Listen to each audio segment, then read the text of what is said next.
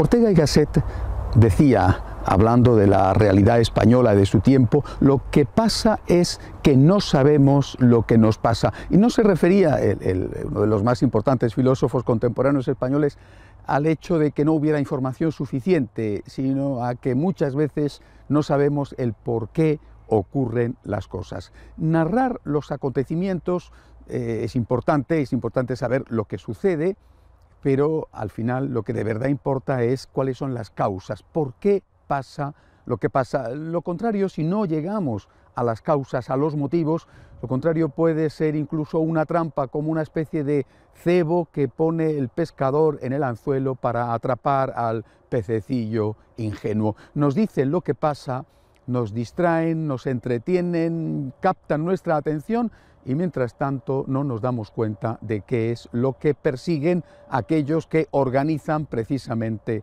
lo que pasa. Lo que pasa está a la vista, un nuevo escándalo de filtración de documentos en el Vaticano provocado por la falta de honestidad de unas personas en las cuales la Iglesia, el Papa, habían confiado. Esta filtración de documentos ha dado lugar a dos libros que están siendo motivo de todo tipo de comentarios y también de titulares. Basta ver, por ejemplo, algunos de esos titulares en la prensa italiana. El diario Libero titulaba así: Vaticano, han robado hasta el dinero de las misas. El diario La República decía que las cuentas del Vaticano presentaban una inflación de gastos falsos. En definitiva, todo el mundo se ha llevado las manos a la cabeza y ha hablado de inmundicia, de corrupción. Esto es lo que pasa. Esto es lo que ha ocurrido, lo que está ocurriendo. Pero ¿por qué pasa lo que pasa? Tenemos que fijarnos en algunos detalles para entenderlo, para intentar por lo menos entenderlo.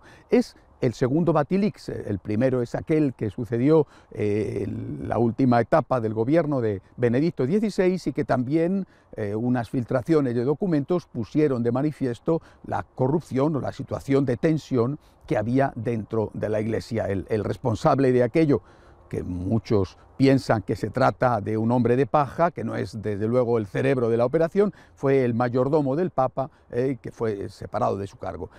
Pero en aquel primer Batilix, el objetivo evidente era atacar al Papa Benedicto XVI. Era demostrar que el Papa no gobernaba su casa, que el Papa había perdido el control de la situación del Vaticano, que aquello era un desbarajuste, era verdaderamente un caos. Y de paso, no solamente decirlo ante la opinión pública para que aumentara la presión para que el Papa dimitiera, sino también intentar convencerle al propio pontífice de que no estaba en condiciones de gobernar en esa situación la Iglesia Católica. Cuanto a aquel primer Batilix, aquellas continuas, porque era casi cada día en los distintos periódicos italianos, aquellas continuas manifestaciones de secretos más o menos escandalosos, ¿cuánto influyó en la decisión de Benedicto? Lo sabe Dios y el propio Benedicto XVI. Los demás sí que podemos decir que aquello fue una campaña dirigida contra Benedicto para erosionarle, para desprestigiarle, para hacer ver a propios y a extraños que había perdido el control del gobierno de la Iglesia. Esto es lo que pasó con el primer Batilix. ¿Qué sucede con el segundo Batilix, con el actual? Desde luego, el objetivo último, es decir, el objetivo final en aquel y en este caso es hacer daño a la Iglesia. Este es el objetivo que buscan aquellos que están promoviendo esto y con gran sufrimiento de aquellos que amamos al menos un poco a la Iglesia.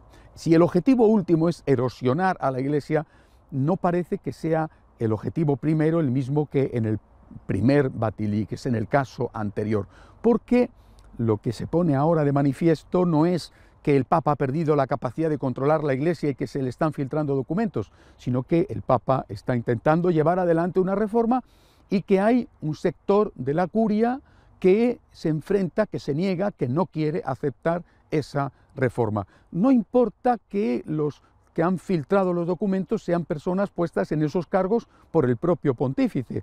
Eso no se tiene en cuenta, al contrario, sutilmente se dice que los responsables de lo que está ocurriendo es la llamada vieja guardia.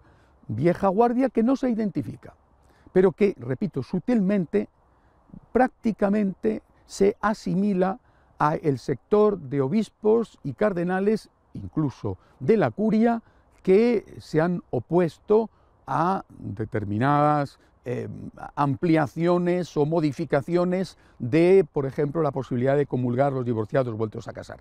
Es decir, que ese sector que en el recién clausurado sínodo se ha opuesto a otro sector de la Iglesia, por ejemplo al cardenal Casper y sus amigos, que pretenden eso, ese sector es ahora identificado, calificado de vieja guardia y es identificado, repito, sutilmente, no explícitamente, con los que estarían oponiéndose a la reforma económica que el Papa quiere hacer en la Iglesia, a la limpieza de las cuentas de la Iglesia. Esto es una maniobra hábil y también hay que decirlo, perversa. Porque, por ejemplo, ¿qué sentido tiene publicar, como hace uno de los libros que acaban de salir, publicar que el Papa vive en un pequeño apartamento y en cambio los cardenales viven en grandes apartamentos? Esto es demagogia pura. Los cardenales viven allí donde les han dicho que tienen que vivir. No han dicho ellos, podrá haber alguna excepción, pero ellos, la mayoría, prácticamente todos, no han dicho yo quiero un apartamento de 400 metros. La Iglesia tradicionalmente tiene unos apartamentos asignados para ellos. ¿Qué sentido tiene contar el número de metros cuadrados que tienen, de los que disfrutan los cardenales conservadores y en cambio no contar los metros cuadrados que tienen los cardenales progresistas, cuando son vecinos, viven en el mismo edificio, pared con pared, pero se cuentan solamente los metros cuadrados de los conservadores y no se dicen los metros cuadrados de los apartamentos de los progresistas? En España decimos, cuando alguien elogia desmesuradamente a otro, ¿contra quién va el elogio?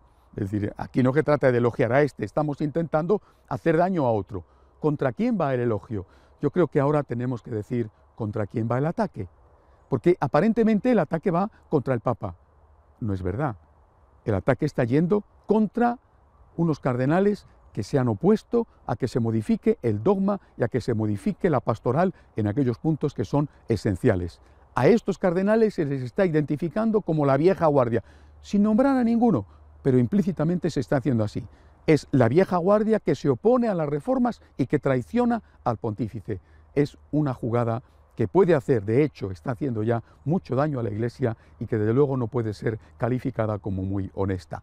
La culpa la tenga quien la tenga, pero nosotros tenemos que decir en este momento que hay que preguntarse contra quién de verdad está yendo el ataque. Hasta la semana que viene, si Dios quiere.